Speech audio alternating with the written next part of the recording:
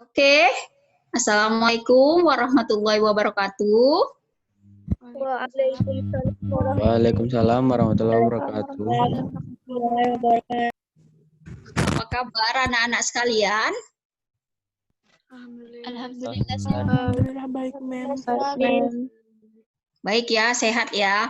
Nah, kita biasa tuh kalau di dalam sejarah ada yel-yelnya gitu kan.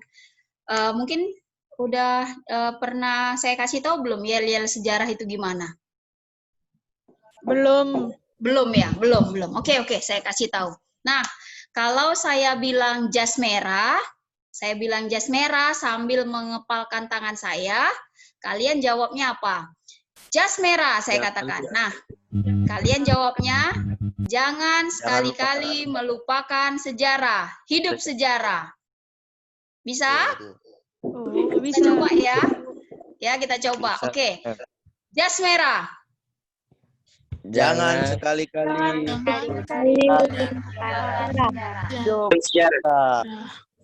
Oke. Jas merah, jangan sekali-kali melupakan sejarah, hidup sejarah. Oke. Oke, Nak.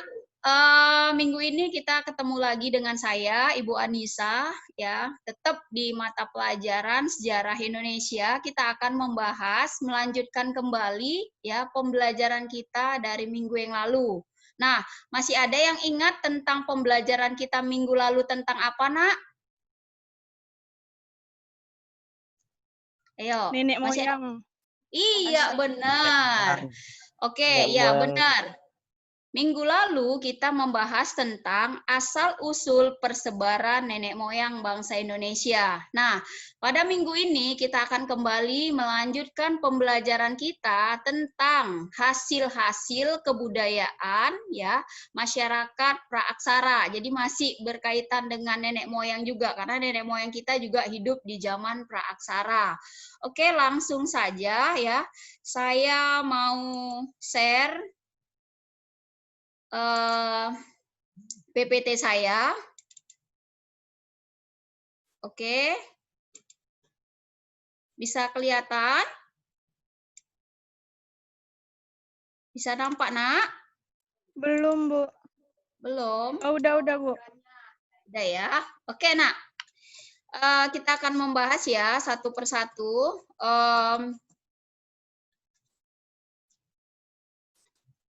Materi kita pada hari ini ya. Oke. Nah, untuk indikator pada hari ini yang akan kita capai itu ya, yang pertama itu kita akan mengidentifikasi ya apa saja hasil-hasil budaya ya masyarakat praaksara.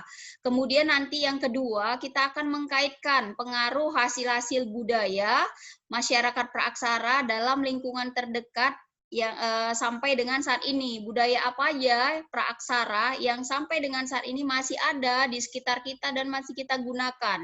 Jadi sadar atau nggak sadar, kita masih menggunakan tradisi ataupun hasil dari kebudayaan nenek moyang kita. Oke, itu tadi indikator pembelajaran yang ingin kita capai pada hari ini. Nah, jadi hasil-hasil budaya masyarakat pada masa praaksara nanti akan kita bedakan ke dalam dua periode ya. Periode yang pertama itu adalah periode zaman batu dan periode yang kedua itu adalah periode zaman logam. Jadi ingat ada periode zaman batu dan periode zaman logam. Nah, kalau kita akan membahas satu persatu ya, maka kita akan membahas periode yang pertama yaitu periode di zaman batu ya.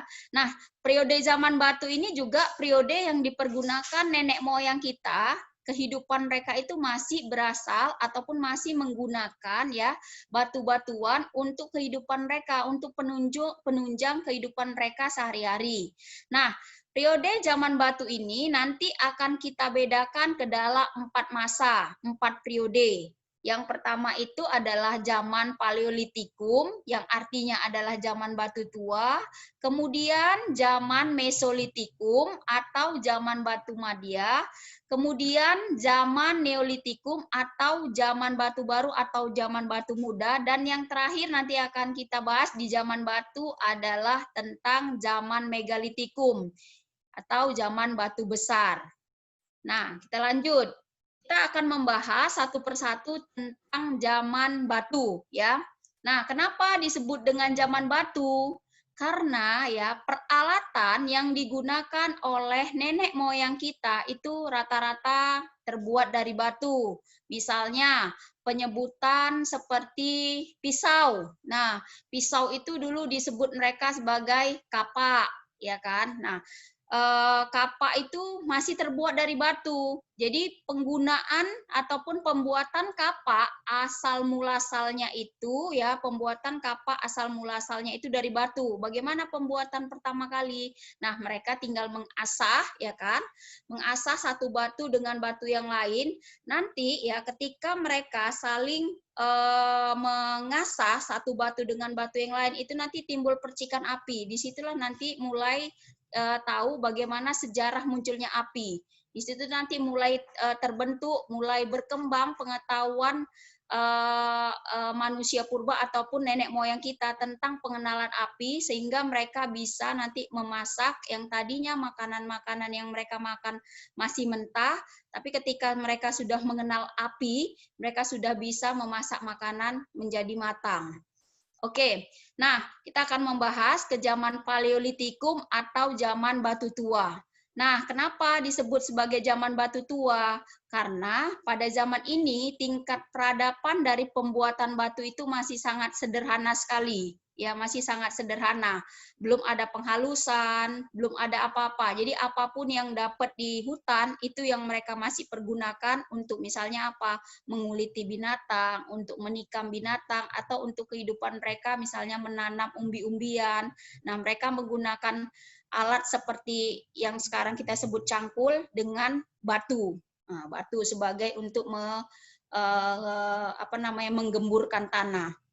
Nah, pada zaman Paleolitikum ini nanti kebudayaannya itu dibedakan ke dalam dua. Ini banyak sekali masuk di dalam soal-soal ya tentang kebudayaan ini. Jadi ada kebudayaan Pacitan dan ada kebudayaan Ngandong. Nah, kenapa disebut dengan kebudayaan Pacitan dan kenapa disebut dengan kebudayaan Ngandong? Ya, karena kebudayaan Pacitan itu ditemukan di daerah Pacitan. Nah, paling banyak benda-benda kebudayaan itu banyak ditemukan di daerah Pacitan. Nah, rata-rata terbuat dari apa kebudayaan yang ada di Pacitan ini? Nah, rata-rata terbuat dari batu semuanya. Nah, ada itu berjenis kapak genggam atau chopper, kapak perimbas yang bentuknya agak runcing. Nah, semuanya terbuat dari batu. Nah, untuk kebudayaan yang kedua itu disebut dengan kebudayaan Ngandong. Nah,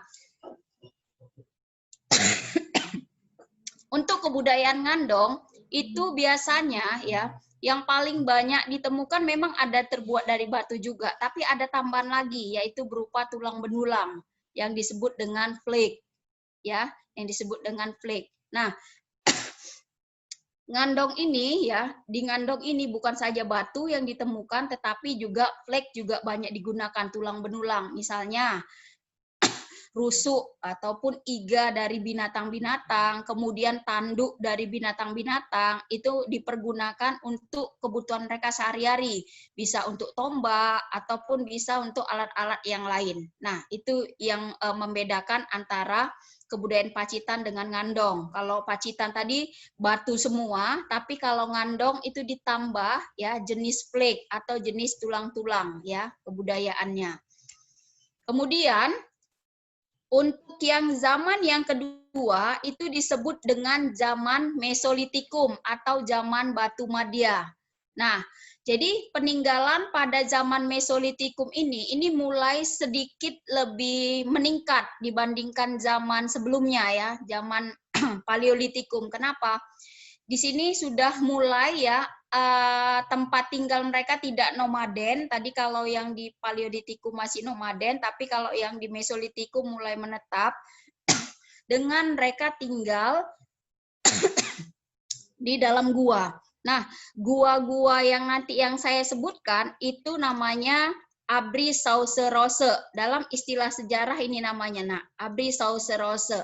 Kalau kalian lihat gambar, ya, kalau kalian lihat gambar yang ada di slide saya, kalian akan lihat mungkin di daerah sekitar kalian, atau kalau kalian pergi ke tepi-tepi pantai atau ke tempat pemandian, ada dia semacam gua-gua yang mencuruk.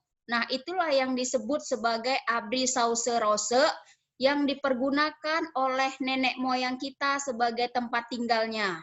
Nah, pada kebudayaan Mesolitikum itu sangat banyak sekali ditemukan gua-gua yang ditempati oleh para nenek moyang kita. Terbukti dari apa? Terbukti dari dinding-dinding gua yang rata-rata mereka tempati itu ada bekasnya.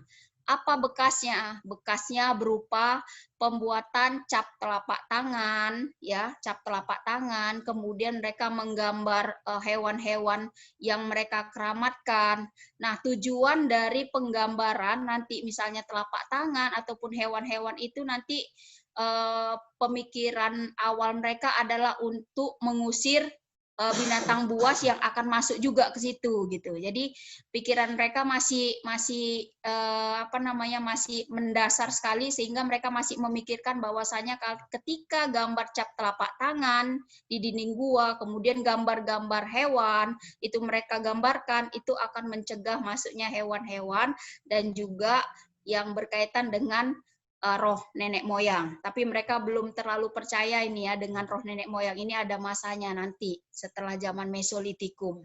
Nah, kemudian ya, nanti di zaman Mesolitikum ini juga itu kita nanti mengenal yang namanya Kejoken Modinger. Nah, ternyata ya pada zaman Mesolitikum ini nenek moyang kita itu membuang sampah-sampah dapurnya secara secara sembarangan di tempat-tempat yang tertentu. Misalnya di sekitar gua, sampah-sampah itu bisa seperti sampah kulit kerang. Nah, sampah kulit kerang yang menggunung itulah yang disebut dengan sampah dapur, tapi dengan istilah sejarahnya namanya Kejoken Modinger. Ya, jadi istilah Kejoken Modinger itu diambil dari bahasa Belanda yang berarti sampah dapur yang menggunung yang terbuat dari sisa-sisa kulit kerang. Nah, biasanya Kejoken Modinger ini ditemukan di daerah sekitar pinggiran pantai. Nah, jadi ada 3 bagian penting dalam kebudayaan Mesolitikum seperti yang tadi saya katakan. Yang pertama itu adalah fable atau kultur atau Kejoken Modinger. Kemudian bone kultur itu kebudayaan dari tulang. Kemudian flex kultur yaitu tadi kebudayaan alat serpi seperti yang di dinding-dinding gua tadi Abri Sauserose. Penggambaran itu mereka menggunakan apa? Flex kultur namanya. Ya, ini yang paling penting di zaman Mesolitikum. Nah, kemudian kita beralih ke zaman Neolitikum, ya. Oke, di zaman Neolitikum ini perkembangan kebudayaan jauh lebih meningkat dari zaman-zaman sebelumnya. Kenapa? Karena yang pasti pada zaman ini kehidupan sudah menetap. Mereka tidak lagi berpindah-pindah. Mereka sudah membuat suatu pemukiman, ya, suatu perkampungan yang dihuni oleh kelompok dari kelompok dari nenek moyang gitu. Nah, jadi di dalam satu kelompok itu nanti mereka memilih siapa ketuanya, siapa kepala sukunya. Nah, jadi di dalam sejarah kepala suku yang memimpin satu perkampungan atau satu kelompok itu disebut dengan istilah primus inter pares. Ya, disebut dengan primus inter pares atau yang disebut juga kalau di bahasanya sekarang itu adalah kepala suku. Oke, nah jadi pada zaman Neolitikum ini perkembangannya sudah sangat pesat, mereka sudah tempat tinggalnya sudah menetap, sudah mulai membentuk perkampungan, dan di sini mereka sudah mulai mengenal sistem kepercayaan, ya sudah mulai mengenal sistem kepercayaan dengan mempercayai roh-roh nenek moyang.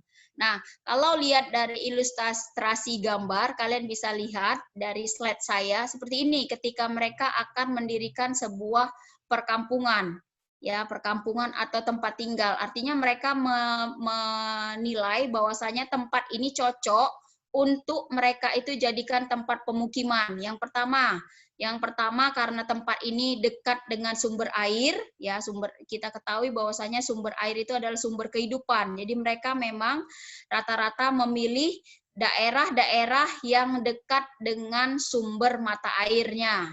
Nah, kemudian mereka sudah di sini sudah mulai ada pembagian kerja antara laki-laki dan perempuan. Coba kalian lihat, yang laki-laki itu sedang memegang hewan buruan dan sedang mengkulitin di sini ataupun sedang bersiap-siap ini untuk apa? Untuk melakukan perburuan terhadap hewan-hewan yang akan mereka konsumsi atau mereka makan.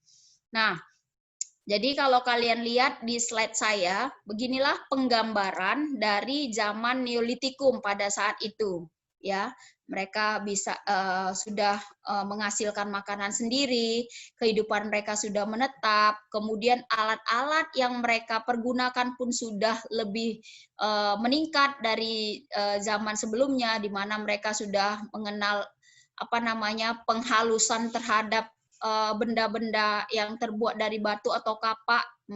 Mereka buat jadi kapak persegi, jadi beliung, kapak lonjong. Nah, sudah mulai penghalusan sudah terjadi di sana. Artinya apa? Tingkat kebudayaan mereka sudah melesat, melaju dengan cepatnya pada zaman Neolitikum ini. Nah, kemudian di sini mereka juga sudah melakukan upacara penguburan. Karena apa? Di sini mereka sudah mengenal kepercayaan tadi, roh terhadap nenek moyang. Kemudian mereka sudah bercocok tanam dan mereka sudah bisa membuat anak panah.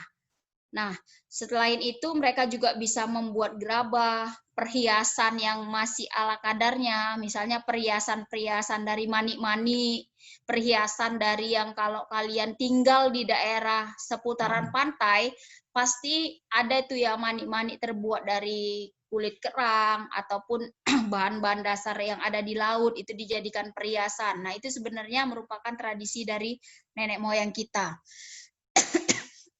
Kemudian alat pemukul kulit kayu, mereka ini udah buat. Nah, mereka sudah mengenal pakaian walaupun pakaian yang mereka pergunakan masih ala kadarnya, masih terbuat dari kulit-kulit binatang atau yang berjenis dari daun-daun pohon. Nah, oke, berikutnya kita ke zaman yang keempat, yaitu zaman Megalitikum atau zaman batu besar.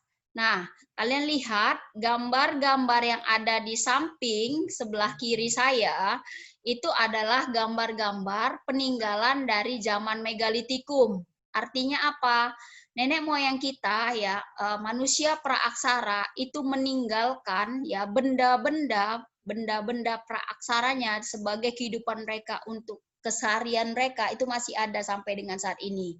Kita sebut saja yang pertama, namanya itu menhir. Menhir itu disebut juga tiang batu dia, tiang batu yang berdiri kemudian menjulang dia. Nah, menhir ini fungsinya adalah untuk tempat tempat sesaji juga bisa. Kemudian yang berkaitan tempat pemujaan roh nenek moyang juga bisa. Ya, jadi menhir ini lebih kepada nanti kepada penyembahan terhadap roh-roh nenek moyang. Kemudian punden berunda, ya punden berunda itu dia seperti anak tangga yang bertingkat-tingkat ataupun berunda-unda. Jadi kalau kalian lihat sekilas gambar ini, nah gambar ini itu mirip seperti candi kan? Nah ini adalah hasil dari akulturasi kebudayaan Indonesia dengan kebudayaan Hindu-Buddha. Di mana kalau kebudayaan Indonesia, kebudayaan lokal namanya punden berunda unda, di mana ujung dari punden berunda unda ini ditaruh mereka ya dolmen. Nanti di atas ini ada dolmen, tempat meletakkan sesaji. Nah, mereka nanti akan melakukan apa namanya? Penyembahan terhadap roh nenek moyang di daerah punden berunda ini. Nah, mereka percaya bahwasanya roh nenek moyang itu ada di tempat-tempat yang tertinggi. Makanya dibuat punden berunda-unda. Kemudian dolmen. Dolmen itu fungsinya sebagai untuk meletakkan sesaji. Nah, dia juga masih terbuat dari batu. Jadi ini semuanya buatan dari batu semuanya yang berukuran besar, makanya disebut dengan zaman megalitikum. Nah, ini tempat meletakkan sesaji. Kemudian yang berikutnya ada sarkofagus ya, sarkofagus nih, sarkofagus. Nah, ini adalah kuburan yang tertutup, ya tertutup. Jadi ini masih ada sampai dengan saat ini. Jadi kalau kalian pergi pun ke daerah Parapat, daerah Tuktuk, kemudian daerah mana lagi ya, kalau kalian jalan-jalan ke daerah Parapat sekitarnya lah, kalian masih banyak pasti akan menemukan sarkofagus di sana. Ya, sarkofagus. Artinya apa? Nenek moyang kita itu masih menggunakan sarkofagus di sana. Oke, kemudian ada kubur batu. Di sini saya contohkan kubur batu khas Sumba. Nah, dia ada mirip seperti apa nih? Simbol-simbol. Ini simbol terhadap apa? Terhadap penyembahan roh nenek moyang. Biasanya kalau kubur batu seperti ini biasanya yang meninggal punya kedudukan di masyarakat. Apakah dia sebagai kepala suku atau orang yang dituakan atau yang mempunyai ilmu yang tinggi. Nah, maka dibuatlah kuburannya seperti ini. Kemudian waruga. Waruga juga sama seperti kubur batu juga ya. Kubur batu, cuman dia bentuknya lebih apalagi lebih banyak ragamnya. Jadi dia masih sama seperti kubur batu. Cuman pembedanya adalah bentuknya yang berbeda-beda, yang banyak gitu. Nah, ini adalah bagian dari peninggalan zaman megalitikum ya. Mulai dari menhir. Nah, kalau arca kan kita udah pada tahu tuh, arca gimana? Arca itu berupa patung-patung dia. Ya, patung-patung. Oke, kemudian kita beralih ke zaman berikutnya, yaitu zaman logam. Nah, lihat ilustrasi gambar yang saya tampilkan di slide saya.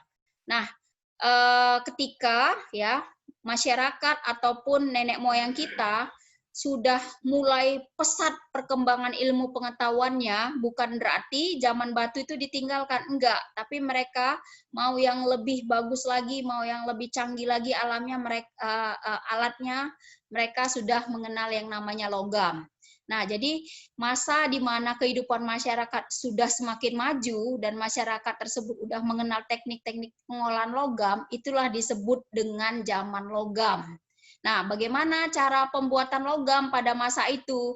Jadi pembuatan logam itu cukup dirasa mudah oleh nenek moyang kita. Cukup meleburkan logam, ya kan? Dengan kemudian ketika logam itu cair, kemudian dia dimasukkan dalam cetakan, dan terbentuklah dalam cetakan, barulah di sana mereka akan mulai membentuk logam tersebut, apakah seperti anak panah, atau pedang, atau parang, pisau, alat-alat yang mereka butuhkan dari logam. Nah, bagaimana ciri-ciri dari zaman logam? Ciri-ciri dari zaman logam itu ya, ciri-cirinya itu kemajuan teknologinya udah meningkat. Kemudian aktivitas perdagangan di situ juga sudah meningkat. Sudah ada sistem jual beli, tapi sistem jual belinya bukan menggunakan uang, tapi sistemnya menggunakan apa? Ada yang tahu, Nak? Barter. Oke, pinter. Barter ya, sudah menggunakan barter. Apa yang dimaksud dengan barter, Nak?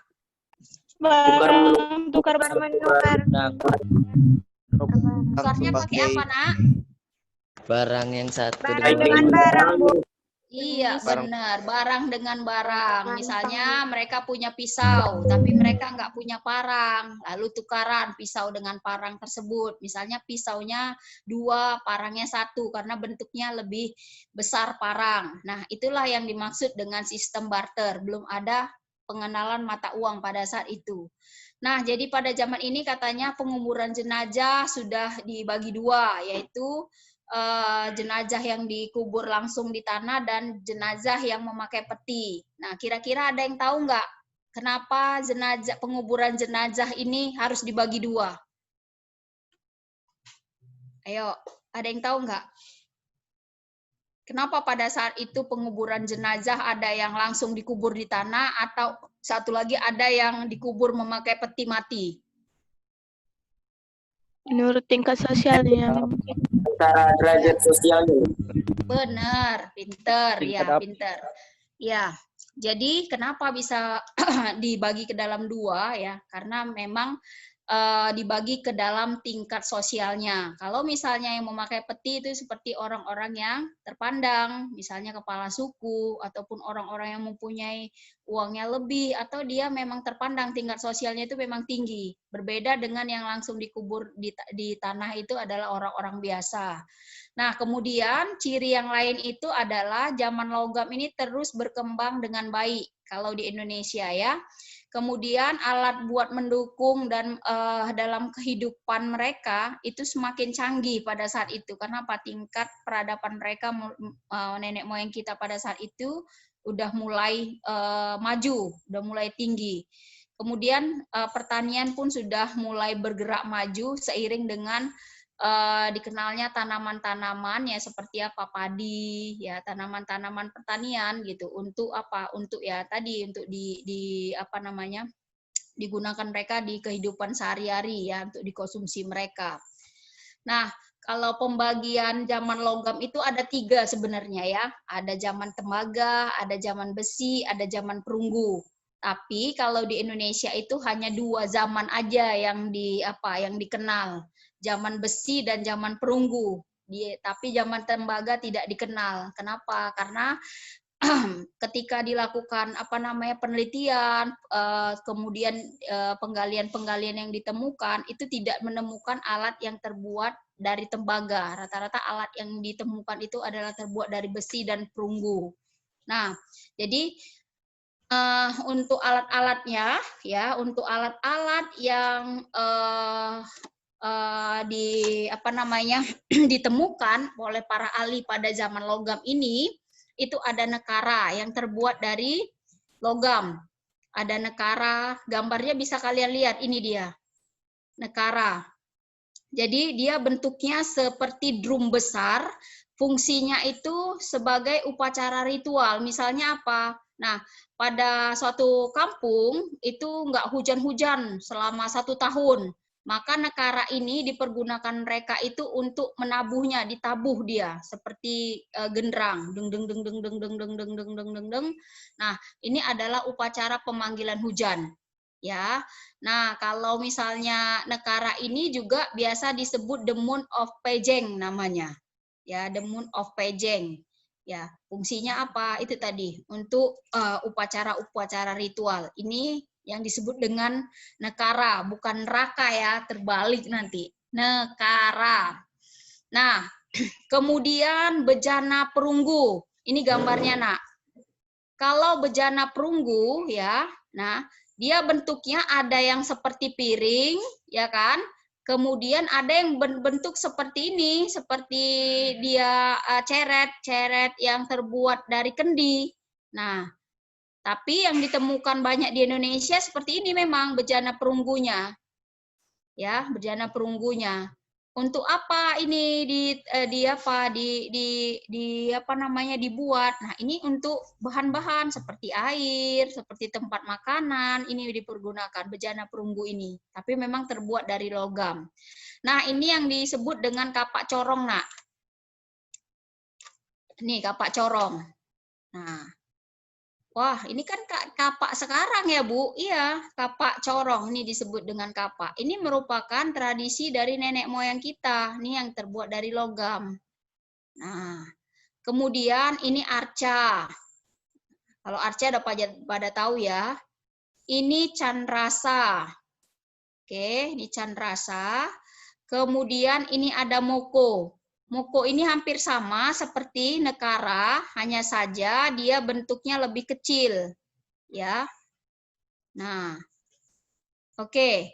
Ini fungsinya itu adalah sebagai bahan turun-temurun. Benda turun-temurun, misalnya ini adalah pemilik dari kepala suku. Maka setelah kepala suku itu meninggal atau digantikan dengan yang lain atau anaknya, maka moko ini diturunkan kepada ahli warisnya. Oke, ini dia ya. Nah, ini yang disebut dengan moko.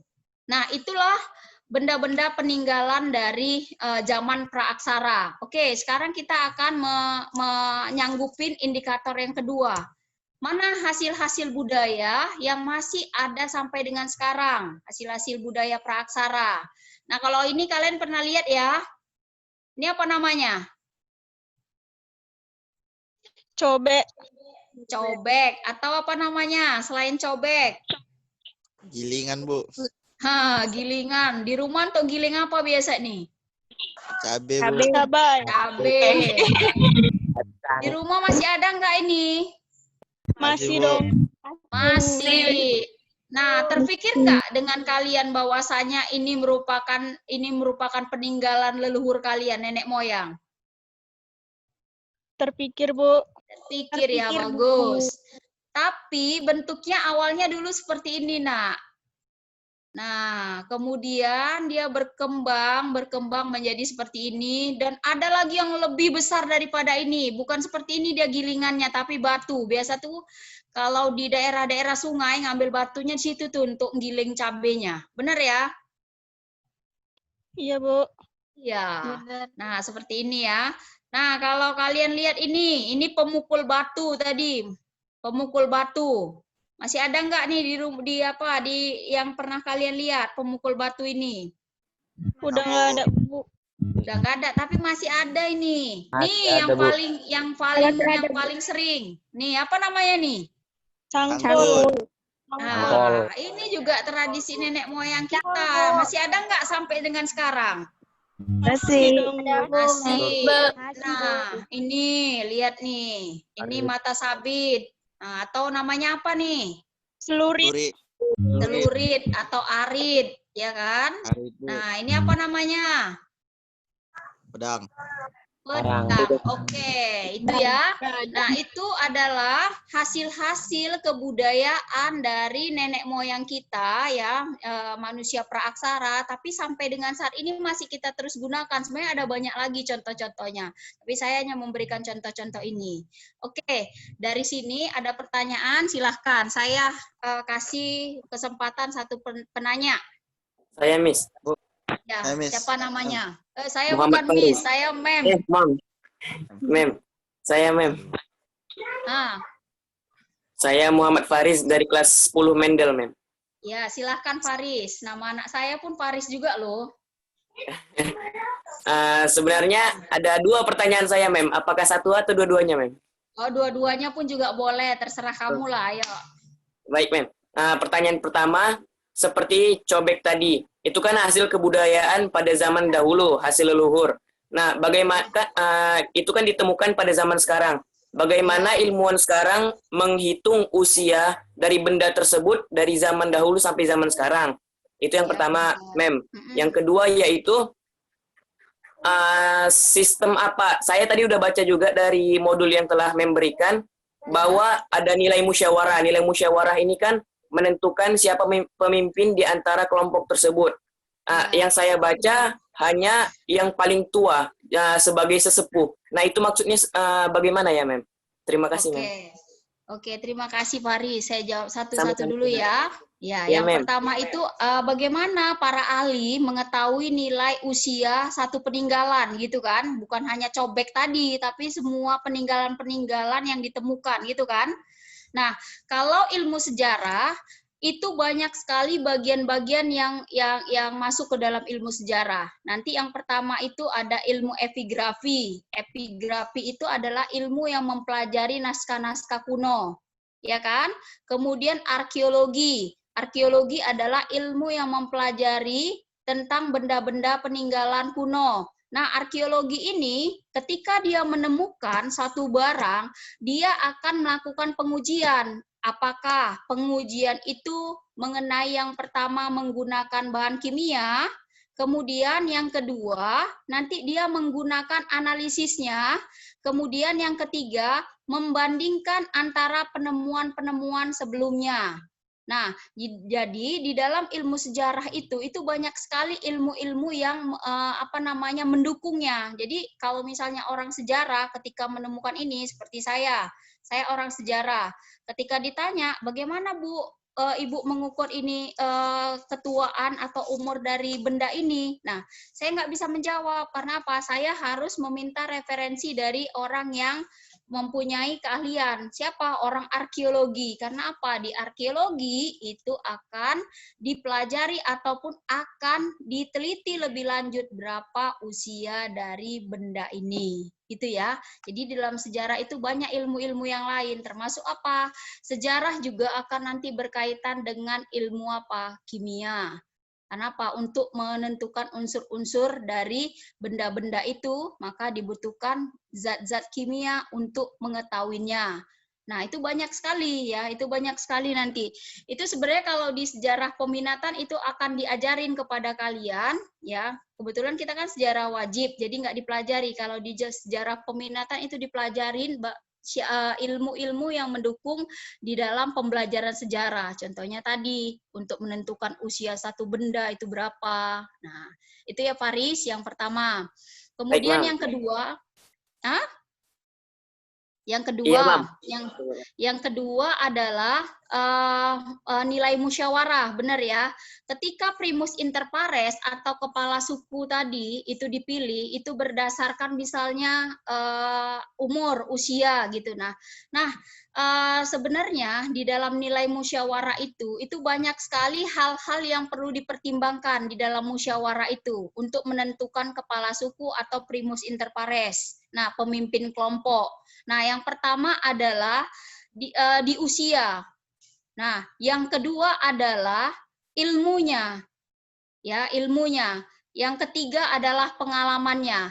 Nah, yang paling penting di dalam yang ketiga ini adalah yang kedua, ilmunya. Karena dari ilmu, ya, mereka bisa mengetahui seberapa mampunya seorang kepala suku itu akan melindungi, ya, anggota-anggota kelompoknya.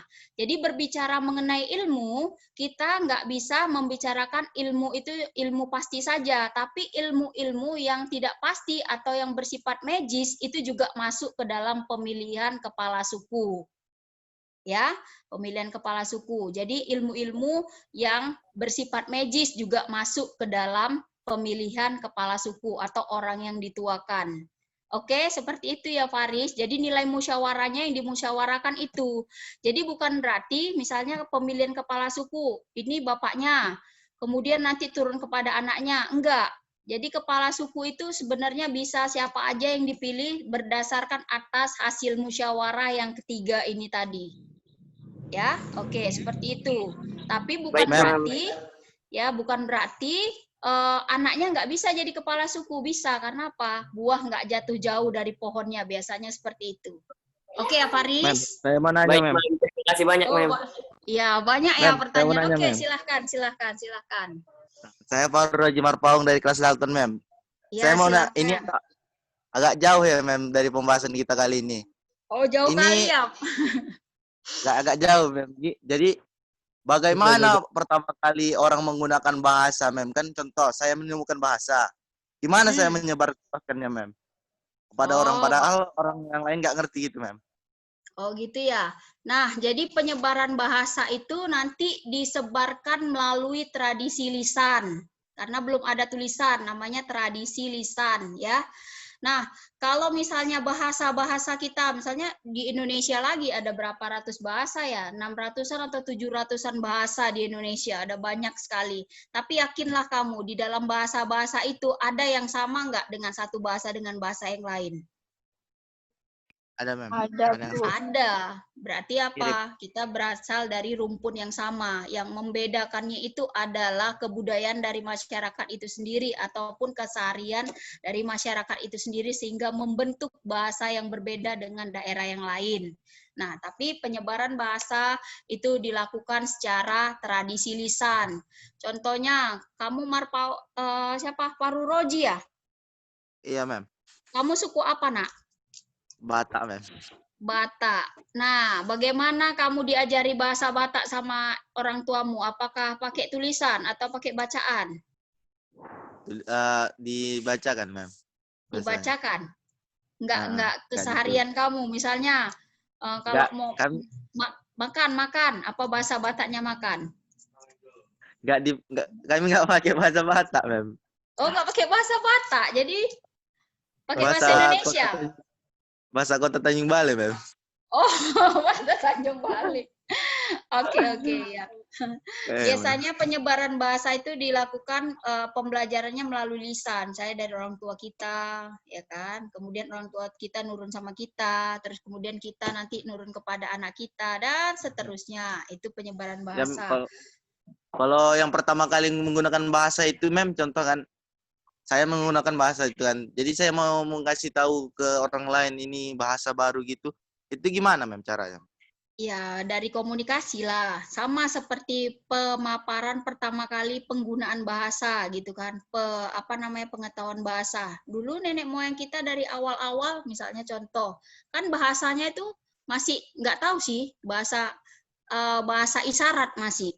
Contoh bahasa isyarat itu dia mau menunjuk, misalnya mau nunjuk mata, ya udah dia pasti akan nunjuk mata. Dia mau nunjuk hidung pasti hidung. Misalnya hidungnya berdarah, tapi dia nggak bilang hidung saya berdarah, nggak bilang gitu kan? Ya kan? Iya, Mem. Dia nggak bilang hidung saya berdarah, Karena apa? Belum diketahui bahasa pada saat itu. Maka dia masih memakai bahasa yang isyarat, yang menunjukkan hidung dia itu. Nah, lambat laun nanti tingkat dari perkembangan ilmu itu mulai meningkat. Nah, mulai meningkat, kemudian berkembang. Nah, itu sih. Pak Roji itu kalau kita mengenai bahasa masih panjang lagi bahasannya. Nanti kita pas ketemu di sini kita berbicara mengenai bagaimana bahasa yang perkembangan bahasa yang ada di Indonesia. Oke, Pak Roji? Ya, Oke, Mem. terima kasih. Ya, terima kasih atas kesediaan kalian mengikuti pembelajaran saya ya. Minggu depan kita akan lanjutkan lagi. Semoga ilmu yang saya ajarkan hari ini bermanfaat untuk kita semua ya. Saya sudahi. Assalamualaikum warahmatullahi wabarakatuh. Waalaikumsalam. Waalaikumsalam warahmatullahi wabarakatuh.